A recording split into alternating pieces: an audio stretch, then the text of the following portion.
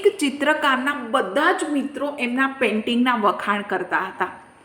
એક દિવસ એમને વિચાર આવ્યો કે ખરેખર શું આ લોકો મારા વખાણ કરે છે કે પછી મોઢા ઉપર સારા થાય છે. આવું વિચારી અને એક બહુ સરસ મજાનું એમણે ચિત્ર બનાવ્યું અને એ ચિત્ર ભીડભાડવાળી જગ્યા ઉપર સવારે વહેલા જઈને મૂકી આવ્યો. નીચે લાઈનમાં લખ્યું કે જો તમને આમાં કોઈ ખામી દેખાય તો ત્યાં ટીકમાર્ક કરવા વિનંતી. સાંજે એ જ્યારે પેઇન્ટિંગ લેવા પરત જાય છે તો જોવે છે કે આખું ચિત્ર ટીકમાર્કથી ભરેલું હતું. આ જોઈને એ ખૂબ ઉદાસ થઈ ગયો. ઘરે આવી ખૂબ રડ્યો અને એણે નક્કી કર્યું કે આજ પછી ક્યારે પણ હું પેઇન્ટિંગ નહીં કરું. એક દિવસ એમનો મિત્ર આવે છે, એમને ઉદાસ જોઈને પૂછે છે કે કેમ ઉદાસ છે. એમને આખી કહાની સંભળાવે છે. મિત્ર કહે છે કે તું ફરી એ ચિત્ર બનાવ.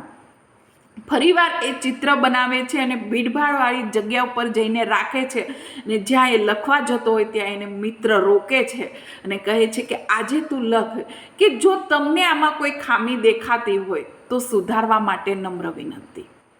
સાંજે ફરી એ જાય છે પેઇન્ટિંગ લેવા, જોવે છે તો એ ચિત્ર એમનું એમ જ હતું.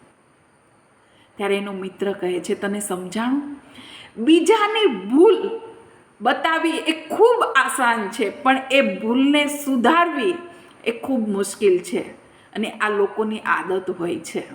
એટલા માટે જ તમે કોઈ સાથે બેસો કે પછી એમની સાથે ટાઈમ સ્પેન્ડ કરો કે મિત્રતા કરો તો વ્યક્તિ એવો હોવો જોઈએ કે તમારી ભૂલ સુધારીને તમારો ગ્રોથમાં તમને મદદ કરે, નહીં કે તમારી ભૂલ બતાવીને તમારો પગ પાછળ ખેંચે.